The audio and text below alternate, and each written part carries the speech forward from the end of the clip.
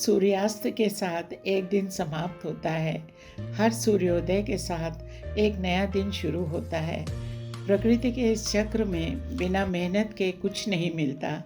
कुदरत चिड़ियों को खाना ज़रूर देती है, लेकिन उनके घोंसलों में नहीं।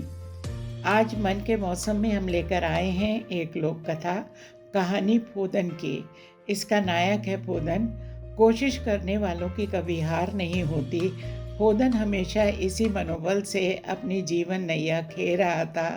तो आइए आपको बताते हैं क्या है कहानी फोदन की। एक थे फोदन, कद में छोटे लेकिन भागदौड़ में पूरे। अपनी घर गृहस्थी का बहुत ख्याल रखते। जिंदगी चैन से कट रही थी। एक दिन फोदन काम पर गए थे।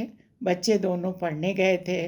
फोदनी सड़क पर गोबर के कंडे पाथ रही थी। तभी राजा की सवारी निकली। भीड़ राजा को देखने टूट पड़ी। फोदनी राजा की सवारी के नीचे कुचल गई। फोदन को खबर पता चली तो वो गुस्से से आग बबूला हो गया। उसने फोदनी के शव पर कसम खाई कि वो राजा से उसकी मौत का बदला लेकर रहेगा। फोदन ने तुरंत सरकंडे की गाड़ी बनाई, उसमें 2 चूहे जोते और चल पड़े राजा से 2-2 हाथ करने।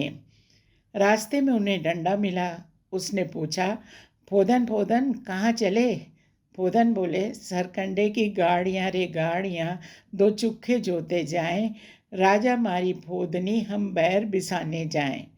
डंडा ने कहा, हम भी चलें? फोदन बोले, चलो। डंडा ने पूछा, बैठे कहाँ? फोदन बोले, बैठ जा, आ मेरे कान में। डंडा फोदन के कान में जाकर बैठ गया। फोदन की गाड़ी आगे बढ़ी। इतने में बिल्ली मिली। उसने भी पूछा, फोदन फोदन कहाँ चले? फोदन बोले, सरकंडे की गाड़ियाँ रे गाड़ियाँ, 2 चुखे जोते जाएं, राजा मारी फोदनी हम बैर बिसाने जाएं। बिल्ली बोली, हम भी चलें? फोदन बोले, चलो। बिल्ली ने पूछा, बैठूं कहाँ? फोदन बोले, आजा मेरे कान में। बिल्ली फोदन के कान में सिमट कर बैठ गई। अब फोदन चल पड़े। आगे मिली चींटी। पूछा, फोदन फोदन कहाँ चले? फोदन बोले, सरकंडे की गाड़ियाँ रे गाड़ियाँ, 2 चुखे जोते जाएं, राजा मारी फोदनी हम बैर बिसाने जाएं। चींटी ने पूछा, हम भी चलें? फोदन बोले, चलो। चींटी ने पूछा, बैठूं कहाँ? फोदन बोले, आजा मेरे कान में। चींटी लपक कर फोदन के कान में जाकर बैठ गई। अपनी सरकंडे की गाड़ी पर चढ़कर फोदन आगे बढ़ चले। रास्ते में नदी मिली। नदी ने पूछा, फोदन कहाँ चले? फोदन बोले, सरकंडे की गाड़ियाँ रे गाड़ियाँ, 2 चुखे जोते जाएं, राजा मारी फोदनी हम बैर बिसाने जाएं। नदी ने पूछा, मैं भी चलूं? फोदन बोले, चलो। नदी ने पूछा, पर चलूं कैसे? फोदन बोले, आ मेरे कान में बैठ जा। नदी घग्गर की आवाज़ करती फोदन के कान में भर गई। शाम होते होते फोदन राजमहल पहुंच गए।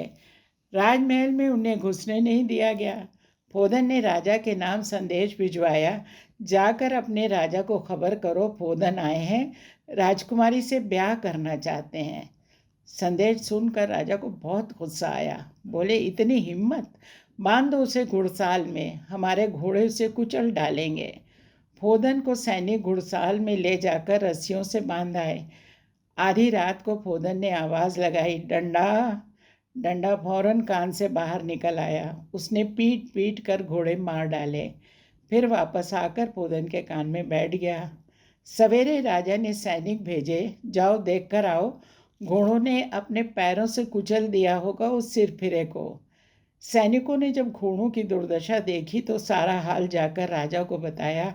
महाराज, घोड़े तो सब मर गए, फोदन सही सलामत है। अच्छा, तो फिर उसे निकाल कर कबूतर खाने में डाल दो, कबूतर नोच नोच कर उसकी खाल उधेड़ देंगे। फोदन को कबूतर खाने में डाल दिया गया। आधी रात में फोदन ने आवाज़ लगाई, बिल्ली। बिल्ली बोली, हूँ। फोदन बोले, बाहर आकर कबूतरों का निपटारा कर दो। बिल्ली ने कबूतरों पर झपट्टा मार मार के उनका खात्मा कर दिया। उसके बाद वापस आकर फोदन के कान में बैठ गई। सवेरे राजा ने फिर अपने सैनिक भेजे। मरे हुए कबूतरों को देख उन्होंने राजा को खबर की कि पोदन तो मस्त सोए पड़े हैं।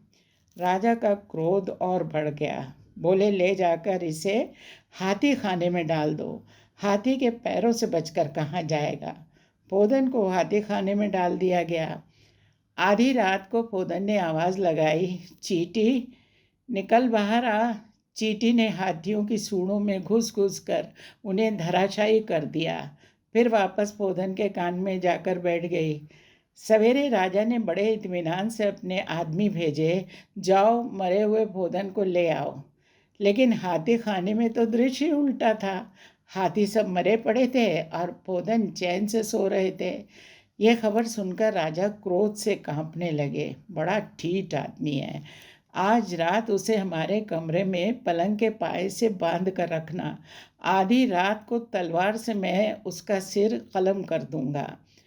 पोदन को हाथी खाने से निकालकर राजा के कमरे में पलंग के पाए से बांध दिया गया। जो ही आधी रात होने को आई, पोदन ने आवाज़ लगाई, नदी, ओ नदी, निकल तू। नदी घग्गड़ कर कान से बाहर निकल आई।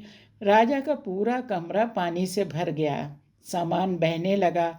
त्राही त्राही मच गई। राजा को पैर टिकाने मुश्किल हो गए। हाथ जोड़कर राजा ने पोदन से विनती की, पोदन, नदी समेटो, बेटी ब्याहें। पोदन ने कहा, पक्का वचन दो, बाद में फिर नहीं जाना। राजा से पक्का वचन लेकर पोदन ने नदी से कहा, नदी ओ नदी, बैठ तू कान में। नदी घग्गड़ कर वापस कान में बैठ गई। पोदन ने चींटी, बिल्ली और डंडे की मदद से हाथियों, कबूतरों और घोड़ों को फिर से जीवित कर दिया। राजा ने खूब दान दहेज के साथ पोदन का ब्याह राजकुमारी से करवाया। तोहफे लेकर मूँछों पर ताव देते पोदन वापस घर को लौटे। बच्चे रास्ता देख रहे थे। राजकुमारी से खाना बनवाकर बच्चों को खिलवाया। इस तरह पोदन को न्याय मिला और बच्चों को माँ का प्यार। संकल्प और एकता की शक्ति के आगे राजा को भी घुटने टेकने पड़ गए। पोदन का हौसला देखकर कवि बिहारी का दोहा याद आता है, सत सैया के दोहरे ज्यों नावक के तीर, देखन में छोटे लगे घाव करें गंभीर। उम्मीद है लोक कथा आपको पसंद आई होगी। नमस्कार।